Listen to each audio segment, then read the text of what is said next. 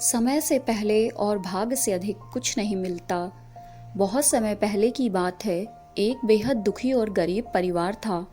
एक दिन माता पार्वती शिव जी के साथ आकाश मार्ग से भ्रमण कर रहे थे, तो माता पार्वती को इस परिवार की दयनीय स्थिति देखकर उन पर दया आ गई और उन्होंने भगवान भोलेनाथ से कहा, प्रभु, आप तो सर्वशक्तिमान हैं, आप इन परिवार का भला क्यों नहीं करते।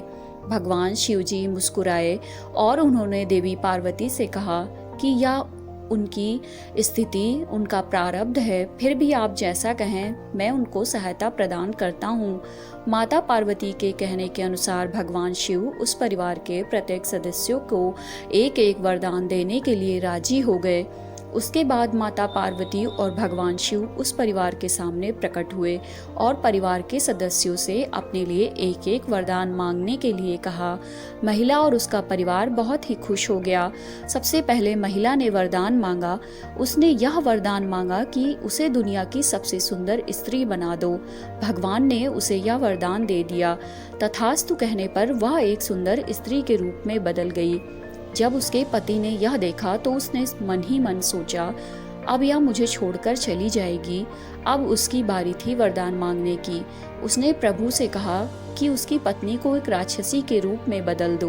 भगवान भोलेनाथ ने कहा, तथास्तु, और उसकी पत्नी एक राक्षसी के रूप में बदल गई। उसकी यह भी इच्छा पूरी हो गई। उसके बच्चे ने जब अपनी माँ का यह रूप देखा तो वह बहुत जोर जोर से रोने लगा और उसने भगवान से कहा, भगवान, मेरी माँ को आप पहले जैसा ही बना दीजिए। भगवान के तथास्तु कहने पर उसकी माँ वापस पहले जैसी ही हो गई। तीनों वरदान भी मांग लिए पर उनकी स्थिति जैसी की तैसी रही। फिर वहां से लौटते हुए भगवान शिव ने माता पार्वती से कहा, हम कितना भी चाहें तब भी हम मनुष्य का भाग नहीं बदल सकते। इस जन्म में नहीं तो अगले जन्म में उसे अपने कर्मों का फल भोगना ही पड़ता है। भगवान शिव कहते हैं कि वे किसी के कर्मों में हस्तक्षेप नहीं करते। जो जैसा कर्म करता है उसे वैसा ही फल मिलता है। प्रारब्ध हमारा भूतकाल है, उसे बदला नहीं जा सकता है, किंतु हम चाहे तो अच्छे कर्म करके अपना वर्तमान बदल सकते हैं।